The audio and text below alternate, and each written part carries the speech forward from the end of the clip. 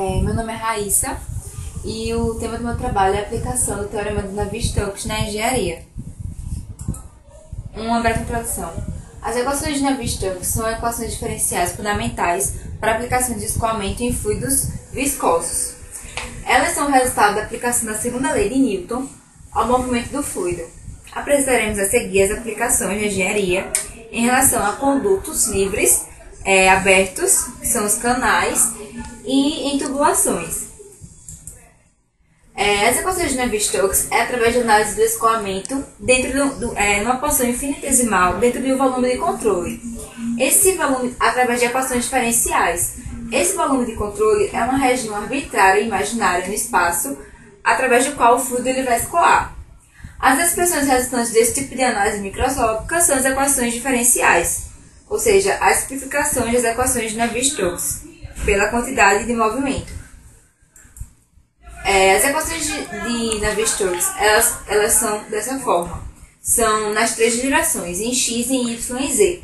Apesar do tamanho dela e apresentar ser de uma forma complexa, ela, dependendo do tipo de escoamento, do tipo de problema, ela pode ser simplificada e tornar-se fácil de ser resolvida. Para explicar melhor essa equação, nós temos aqui o ρ, que é a massa específica, temos du dt, que é a variação da velocidade ao decorrer do tempo, que é a aceleração local, e aqui a aceleração convectiva, o du dx, vdu dy, vdu dz. Do outro lado, nós temos o ρ, que é a massa específica, a aceleração da gravidade, menos a variação de pressão em relação a x, o μ, que é a viscosidade do fluido, e a derivada de segunda ordem de u em relação a x ao quadrado, derivada de segunda ordem de u em relação a y ao quadrado e a derivada de segunda ordem de u em relação a z ao quadrado. Da mesma forma, reflete da mesma maneira, só que para outras direções, né? No caso, aqui em relação a ser a variável u em relação a t, ao tempo nós temos v em relação ao tempo. Aqui a aceleração convectiva é da mesma forma e do lado de cá nós temos a força da gravidade em relação a y, a variação de pressão em relação a y e a derivada de segunda ordem de v em relação a x, de v em relação a y e de v em relação a z. A terceira, já que já foi explicado nas duas dimensões, é da mesma forma, só que na direção z. Nós podemos utilizar também as equações de Navier-Stokes para coordenadas cilíndricas. Nós vamos exemplificar a partir adiante em tubulações. Então, nós vamos utilizar as coordenadas cilíndricas, que podem ser exemplificadas dessa maneira. Né? Nós temos as três direções, em z, em r, em θ e em z. Está aqui exemplificado. Como é muito grande, eu não vou detalhar, eu vou explicar mais adiante nos problemas. Casos particulares.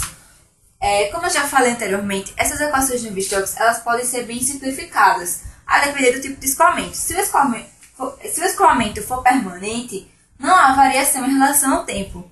Então, nesse espaço aqui, eu tinha aqui a variação de u em relação a t. Então, eu cortei. Simplifiquei a equação. Então, eu cortando lá, então eu fico só com essa parte de cá. U du dx mais v du dy mais w du dz. E desse lado da mesma forma.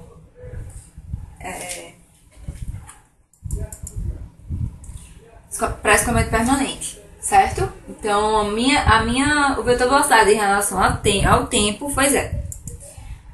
Para escoamento bidimensional, o W vai ser zero. Então, eu só tenho em U e V, nessa direção de U e V, o W eu não vou ter, que vai ser zero. E aqui também a derivada segunda vai ser só em relação a x e a derivada em y.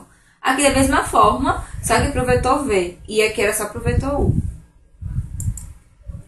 Escoamento do dimensional, o V é zero e o W é zero. Então, eu simplifiquei mais uma vez as equações de Navier-Stokes. Eu fico com ρ, U du dx igual a ρ gx, a variação de pressão em relação a x, mais μ, derivada segunda de u em relação a x ao quadrado. Certo? Aplicações em canais. Como eu já falei, tem aplicações de engenharia para condutos livres. E esses condutos livres abertos são os canais. Aqui é uma foto do canal do Sertão e nós veremos a seguir uma aplicação de Navier-Stokes para canais. Definição do problema. Considera-se um canal com escoamento incompressível de regime permanente entre duas placas infinitas, paralelas e horizontais. Temos duas placas infinitas, paralelas e horizontais. Aqui o H, a minha velocidade, o máximo, e o escoamento compressível. Se ele é compressível, então, eu tenho uma variação, eu não tenho, o meu ρ, a minha massa específica, ela é constante. Então, ela não vai variar. Então, eu posso cortar e simplificar as equações de Navier-Stokes. Se ela é regime permanente, como eu já falei várias vezes, a minha variação do vetor em relação ao t vai ser zero, então eu simplifico mais uma vez. Dessa forma, nesse tipo de escoamento, as partículas fluidas se deslocam na direção x. Então, veja bem, elas se deslocam na direção x, só que o vetor velocidade, ela varia em relação a y. Então, voltando lá e simplificando essas equações, eu tenho o quê? Que isso aqui vai ser zero, isso aqui é zero, zero e zero, porque o v é zero, w é zero e o du dx é zero, certo? Desse lado de cá, eu não tenho a variação da gravidade em x, eu só tenho em y. Então, em x vai ser zero. Eu vou ter a variação da pressão em relação a x, e nessa parte de cá, esse aqui vai ser zero, aqui zero, e eu só sobra o quê? A variação do vetor velocidade u em relação a y. Então, eu simplifiquei desta forma. Então, como é que ficou o problema? Ficou zero igual a menos gp dx, μ, que é a viscosidade do fluido, du dy quadrado. Para a outra direção, y, da mesma forma. Só que eu tenho que entender o seguinte. Da mesma forma, aqui eu não tenho, aqui eu não vou ter também desse lado. Eu só vou ter desse lado de cá. A força gravitacional eu vou ter. Por quê? Porque eu vou ter a gravidade em relação a y. Então, aqui eu vou ter. Eu vou ter variação de pressão em y? Sim, também vou ter. E dessa forma, dessa parte de cá eu não vou ter. Porque eu não tenho variação do vetor velocidade v. O v é zero. Da mesma maneira, o z, olhando nessa direção, esse lado aqui eu não vou ter. Eu vou ter apenas isso aqui eu não vou ter. Isso aqui eu não vou ter. Eu vou ter apenas o quê? A variação da pressão em relação a z. Então, voltando lá ao meu problema, o que é que eu tenho? Eu tenho a primeira equação que eu já falei, essa segunda equação na direção y, eu vou ter a gravidade e a variação da pressão em relação a y, e desse lado de cá, na outra dimensão z, eu vou ter o zero igual a menos gp dz. Vai variar apenas a pressão em relação a z, certo? Solução para o problema. Integrando as equações. Integrando essa equação, eu vou ter, passando isso aqui para o outro lado, e integrando, eu vou ter que a pressão vai ser igual a menos ρ g mais f x, certo? Eu passei para o outro lado, derivei aqui, ou integrei aqui, em relação a y, ficou dessa forma.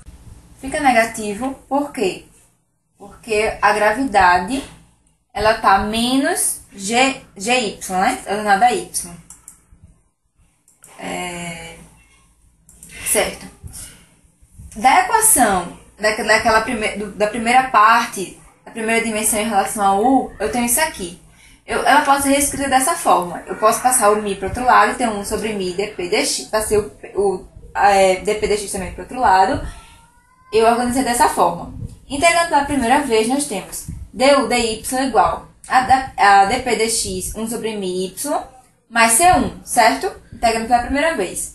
Integrando pela segunda vez, eu vou ter para eu achar o meu perfil de velocidade u, eu vou ter u é igual a dp dx 1 sobre 2μ y ao quadrado mais c1 y mais c2, certo?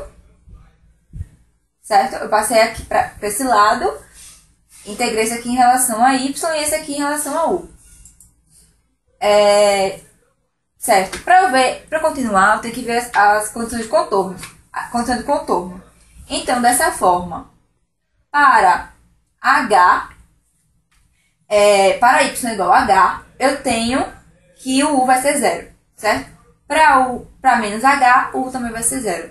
Então, isso significa, eu concluo o quê? Que o c vai ser zero. Dessa forma, como vai ser zero, c2 vai ser o quê? Vai ser menos 1 sobre 2μ dp dx h ao quadrado. Substituindo esse C2 aqui, eu vou ter que o meu perfil da velocidade é U igual a 1 sobre 2.000 dp dx, y quadrado menos h ao quadrado. Isso dá para entender que o meu perfil de velocidade ele é parabólico, certo? E vai influenciar ainda mais o que? O atrito, a força do atrito vai influenciar ainda mais que esse perfil se torne parabólico.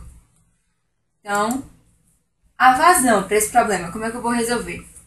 A vazão do volume de escoamento entre as placas por unidade de comprimento pode ser obtida por Q é igual a integral de menos H a H U dy. O U eu tenho, que eu achei anteriormente, certo? Apliquei o U, substituí o U aqui, em função de dy.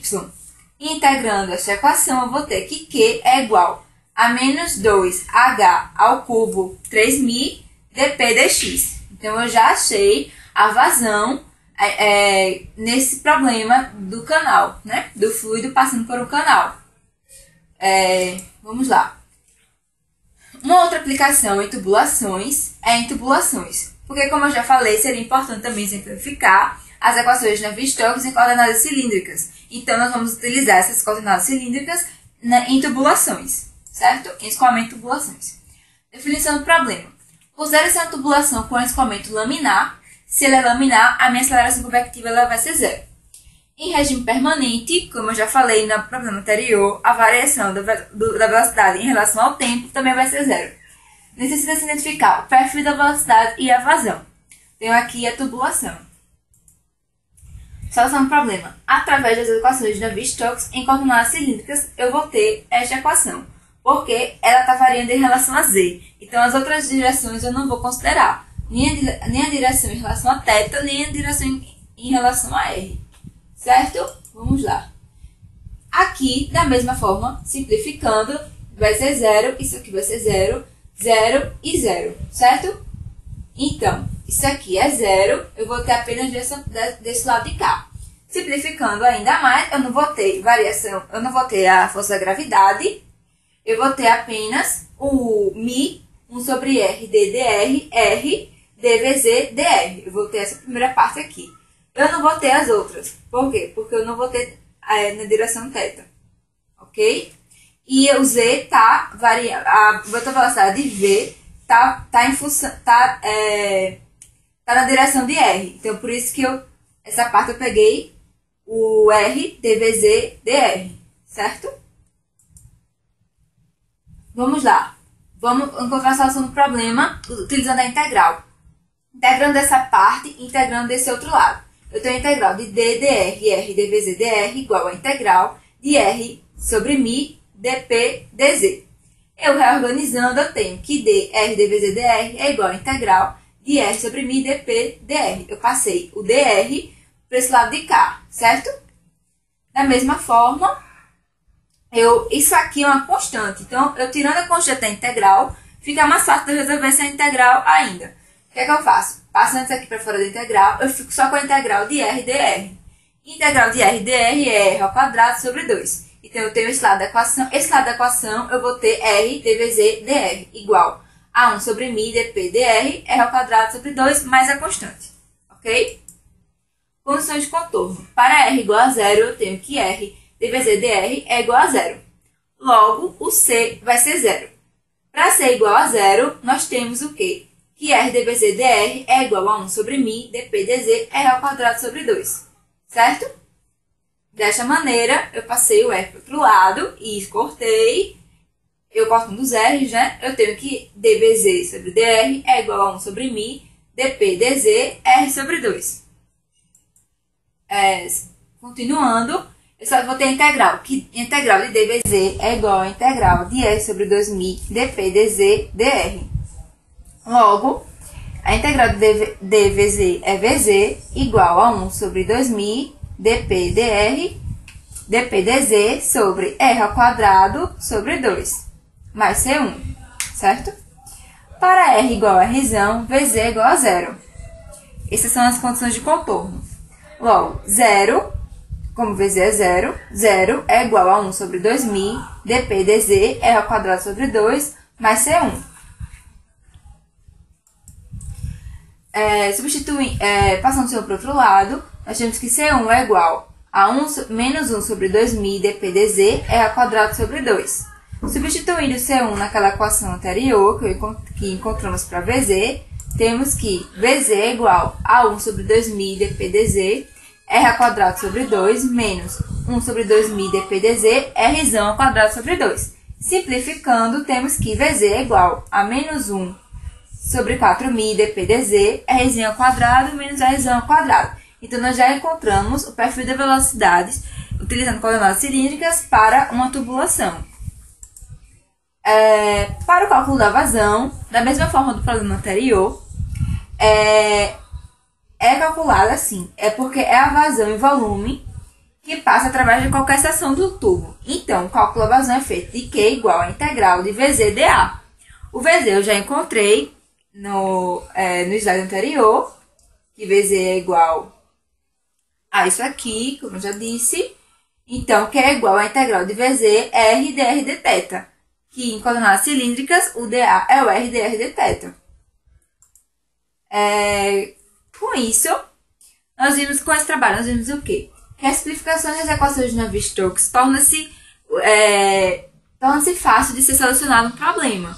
Então, simplificando o quê? Quando o fluido é incompressível, quando o escoamento é permanente, nós podemos fazer umas simplificações e, apesar de ser uma equação muito complexa, ela acaba reduzindo muito o tamanho e fica fácil de resolver os problemas de engenharia, né, envolvendo escoamento. Essas equações são utilizadas nas análises avançadas de escoamentos. São análises profundas. Por quê? Porque na prática é muito difícil encontrar um fluido incompressível, onde as propriedades de massa específica e densidade sejam constantes. Então, por isso, as equações de Navier-Stokes são muito utilizadas, mas em simulação numérica dos escoamentos, como na mecânica de fluido computacional, CFD. O fluido modelado por essas equações é um meio contínuo, que não contém vazios. E na prática, como eu já falei, isso raramente acontece. Existem muito poucas soluções analíticas para escoamentos com aplicação prática. Por exemplo, não existe uma solução do escoamento em torno de um cubo, de uma esfera ou do avião. Ainda não existem soluções analíticas para isso. Vamos lá. As soluções das equações de Navier-Stokes são utilizadas em diversas aplicações práticas, como eu já falei, mas o entendimento teórico destas soluções está um pouco precário, é incompleto. Por isso, e tem um prêmio de $1 milhão pela Clay Mathematics Institute, tem esse prêmio, para quem comprovar essas equações e forneça uma pista para o fenômeno da turbulência. Então, existe esse desafio, esse prêmio, um dos prêmios da matemática. Então, com isso, obrigada. Eu concluo o trabalho sobre a aplicação do Navier-Stokes na engenharia. Resumindo, essas equações são muito utilizadas em canais, como eu utilizei, em tubulações. E sempre que podemos simplificá-las, sempre fica mais fácil o entendimento e sempre fica mais fácil eu solucionar vários problemas de engenharia. Então, fica com isso assim e obrigada.